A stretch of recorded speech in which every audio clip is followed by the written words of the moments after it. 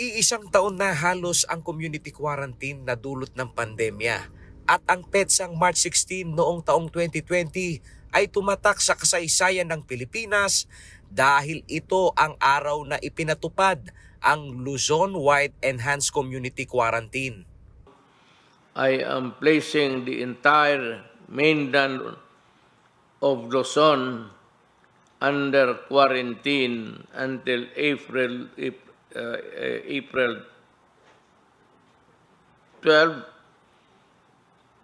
2020, coinciding with the entire end of the Holy Week. Kisap mata na nag-iba ang takbo ng buhay ng bawat Pilipino. Dulot ng limitadong paglabas o mobility ng tao, ang mga tradisyonal o ritual na pagtitipon gaya ng Semana Santa dito sa Pampanga ay nag-iba.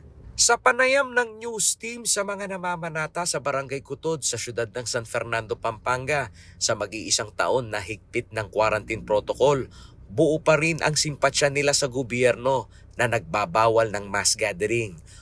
Ngunit ang kanilang hinaing, huwag na umano sanang maibalik pa sa hard lockdown dahil hindi lang ang pamamanata nila ang apektado, kundi pati ang kanilang kabuhayan.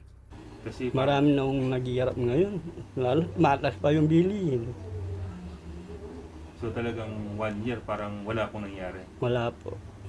Sakali naman umanong pahintulutan na mamanata sila ngayong Semana Santa, iisa ang kanilang hiling sa Diyos, ang manumbalik ang normal na pamumuhay ng maraming Pilipino.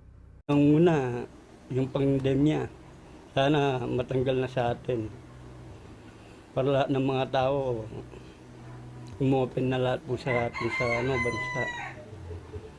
Si Mang Rodel Miranda naman, payagan man umano ang limitadong bilang ng mga nagpepenitensya ngayong panahon ng pandemya dahil sa COVID-19 surge na naibabalita ngayon ay pipiliin na lamang anya niyang magdasal sa loob ng bahay. Health protocol po, wala pong ganun. Kaya po, sa bahay na lang po kami nagdadasal tuwing Biyernes Santo po.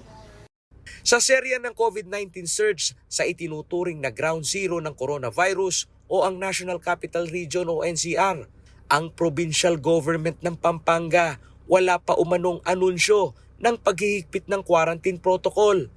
Pero ayon kay Governor Dennis Delta Pineda, ang isinasagawang unified curfew hours at localized lockdown ay pinag-aaralan pa umano nila at ito ay nakadepende sa COVID surge sa lalawigan. Wala pa ho tayong announcement for lockdown, wala pa ho sa isip ko. Pero it depends kung magsi-surge po tayo. Baka mapuwersa po ako. Pero kung mag-iingat po tayo, hindi ho tayo abot sa ganung sitwasyon. Sinabi ng gobernador na kahit kontrolado nila ngayon ang sitwasyon, isa sa kanilang nakikitang prevention ng local transmission o mabilis na hawaan ay ang malawakang paghuli sa mga lumalabag sa health security protocol.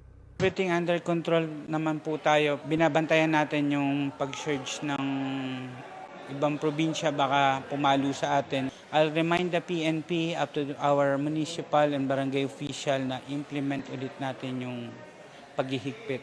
In a way na yung mga walang face mask, face shield, huli po tayo ulit. Sa hiwalay na panayam ng news team kay Provincial Administrator Attorney Charlie Chua, ang rekomendasyon na magkaroon muli ng curfew hours at localized lockdown ay kanilang babalangkasin, lalo na ngayong papalapit na ang mahal na araw na inaasahang pagbalik sa probinsya ng mga kabalen sa Pampanga na buhat naman sa NCR. Kami nagkausap tungkol dun sa localized lockdown, although nagbabalangkas kami ngayon ng executive order para ikipitan ulit yung o kaya kalampagin lang, no? Remind yung ating mga municipal mayors at ating mga kabalen dun sa mga pag-observe ng safety protocols.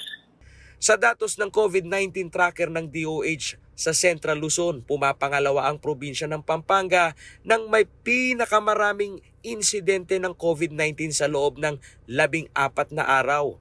Sa top province and cities sa Central Luzon, pumapangalawa sa Bulacan ng Pampanga na may higit 8,000 kaso ng infected na COVID-19. Panglima pa rito ang Independent City nito o ang Angeles City na may higit 2,000 at 700 kaso ng COVID-19. Paulo G. Santos, CLTV News.